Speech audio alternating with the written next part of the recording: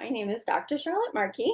I am a psychologist and professor. I work at Rutgers University in the United States, and I've been studying eating and body image for almost 3 decades now. I teach courses about these topics to undergraduates and graduate students, and I also have been writing books for most of the last decade to try to get information from the research and scientific literature to general audiences of all ages, because I think it's so important to make the research findings accessible, not just to adults in the public, but also to kids, tweens, and teens.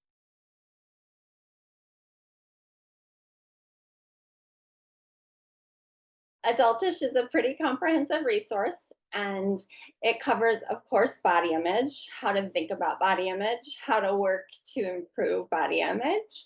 But also, it focuses on all of these issues that are related to body image that may either help to contribute to body image or be a consequence of body image issues. So, for example, we know that social media may contribute to body image and concerns about body image. So that's why I spend time talking about social media. We know that disordered eating and other mental health problems may be a consequence of body dissatisfaction. So that's why I talk about those issues as well.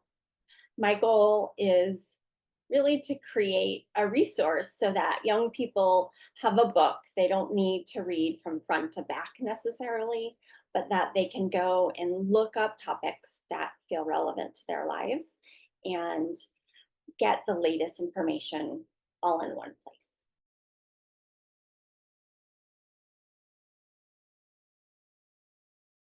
After I wrote the body image book for girls and the body image book for boys, I felt like there was still a lot more I wanted to offer to young people. There were some elements of those books that are necessarily a bit simplistic because the target readership is 10, 12, 14 years old. But as kids reach adulthood, they're going to have more questions about a lot of the topics that are explored in those books. I also saw as my own kids were getting older how body image and issues of appearance and sense of self start to change and become much more relational as adulthood approaches. And I really wanted to address those issues for all those kids, including my own, who were venturing into this next stage of life.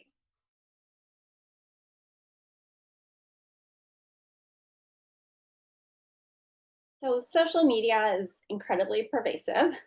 A recent report by Common Sense Media suggests that kids are getting 200 alerts on their phones every Mhm. day, and most of those are social media alerts. So, they're constantly barraged with information, whether it be from friends or people they don't even know in social media. And a lot of this is not just distracting, but also selling sort of unrealistic beauty ideals and lifestyles to young people. All of that can really, over time, culminate and make people feel, not just kids for that matter, but adults too, like they're just not good enough or they need to be doing more to improve themselves and their lives in a variety of ways. So, social media can definitely cause some harms. That's why in Adultish, I try to talk about how social media can be useful and can be a good tool to connect with people, but also how to protect yourself from the potential harms of social media.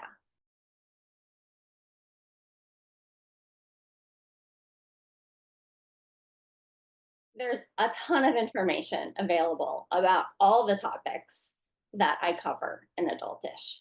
The problem is a lot of the information is inaccurate. So I think there's actually more value in some ways now than ever before in having a resource like a book that a young person knows is coming from a scientific, well researched place, and they can look through it to go over topics of concern for them, And they don't have to then question if what they're seeing on TikTok is or isn't actually accurate. So I actually feel like even though we're bombarded with all kinds of information these days, in some ways that just makes books that much more important because this information overload makes it really hard to cut through the noise and know what's good information.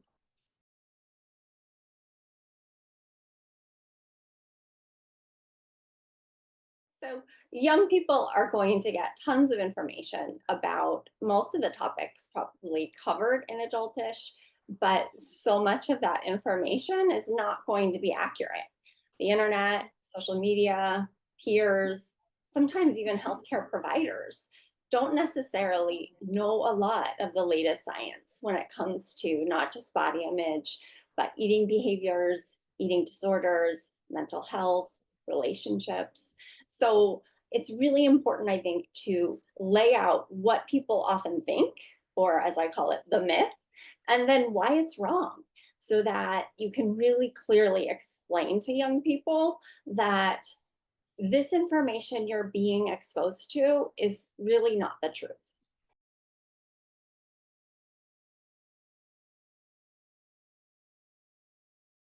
I think it really comes down to how you define body image, and I just define it really broadly.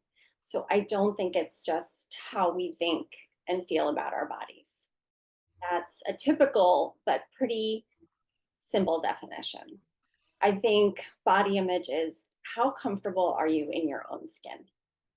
And that affects your mental health, that affects your health behaviors, that affects your relationships. It affects essentially your whole life.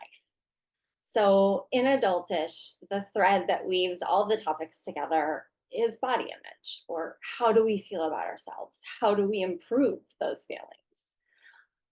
But I felt like it was essential to cover the sorts of issues that are really pertinent to people as they reach adulthood and into early adulthood. Things like forming romantic relationships, things like how to make sense of social media. Mental health becomes just so critical during this developmental period, and there's known decreases in mental health in early adulthood.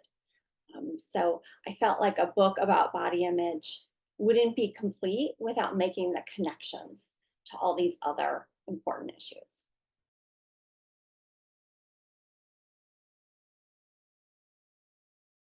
Social media is a really important topic that I address really across two different chapters in Adultish to really help young people think about how to become media literate, how to make social media work for them, how to make sure that it's not negatively impacting their body image or mental health more generally. I also spend a lot of time on eating and intuitive eating and not dieting and being careful not to engage in any disordered eating because young people are out in the world making more of their own meals, getting more of their own meals, perhaps for the first time. So these are really central issues to the day to day lives of many late teens and young adults. I also talk a lot about relationships in an entire chapter because young people are forming really close friendships and intimate relationships, often again for the first time in their lives. I talk about other mental health issues that are related to body image, not just eating disorders, but depression, anxiety, substance use disorders, all of these things tend to become much more prevalent during the early adult years. So I want young people to understand they have a resource that will help them sort through their concerns, maybe about, is their anxiety normal or something that they should go get help for? And if they don't, how is that impacting who they are and their sense of self? So I really have a lot of topics in this book, again, because I think that body image is very much just how we feel about ourselves in the broadest sense.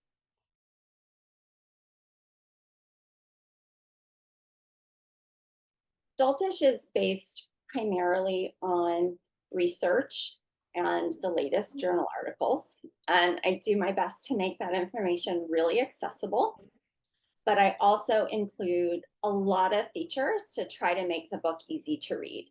So I've interviewed a ton of young people across my career and include a lot of their stories because I want people who are reading Adultish to feel less alone or less ashamed if they have any concerns about these issues. Um, we include myths and uh, Q&A, advice from other experts, some activities even to try to help improve body image, some surveys that people can do to try to assess themselves and get to understand themselves a little bit better. So it really is a pretty comprehensive resource so that young people can refer to it whenever they have a question. They don't have to read it from front to back. They can, have maybe a bad day or have a week where they're feeling kind of depressed and think, huh, I want to see what the research says about this and if I should get myself some help or what are some things I need to do now. So I really want young people just to have that information that's based, again, mostly on science, but then including some of these other features to kind of make it a lighter, easier read.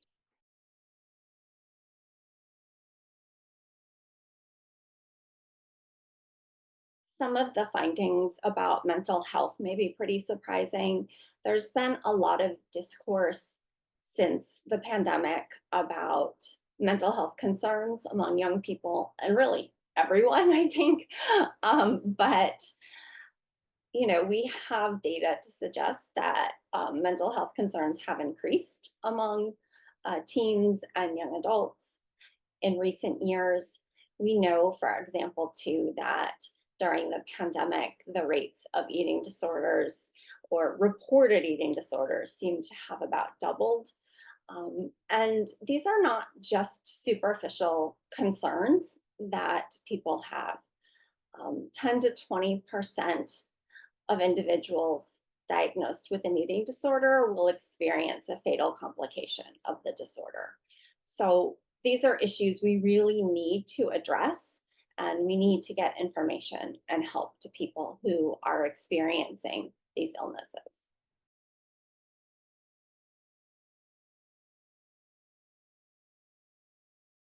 I think what seems most profound to me is when I think of it in terms of if you are not worried about your body image, if you are not consumed with concern about maybe what you're eating or what kind of activity you're engaging in or how you appear to people, or if you're feeling sad or down on yourself, right? If you don't have all of that swirling around in your mind, think about what else you can do.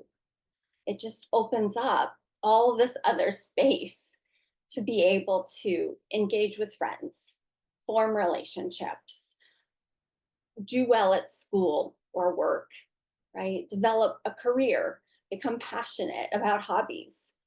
Those are the things I think most of us want for the young people in our lives. We want them to be happy and we want them to be prospering.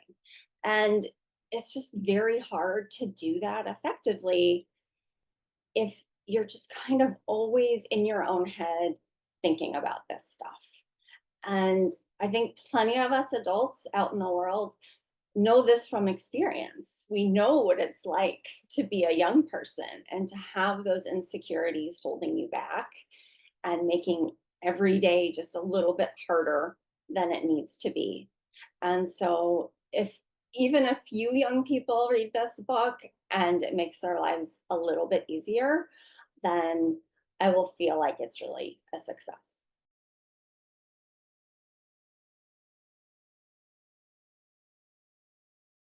Body image is just really personal, right?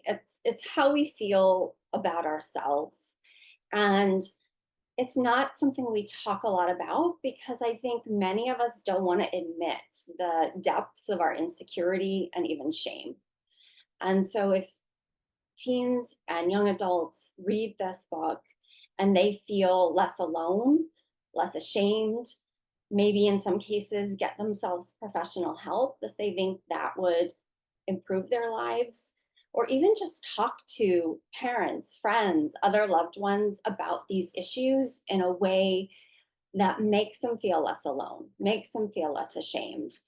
I think that would be really amazing because every person that can do that can help them to change sort of our cultural appreciation of these issues. It can create more discourse about the stuff that a lot of us are just hiding because it feels easier to hide it than to maybe work through it or to admit that we don't love ourselves all the time, right? That sounds so pathetic, but most of us don't. So I think if we can bring that to the surface, um, that can do a lot of good for a lot of people.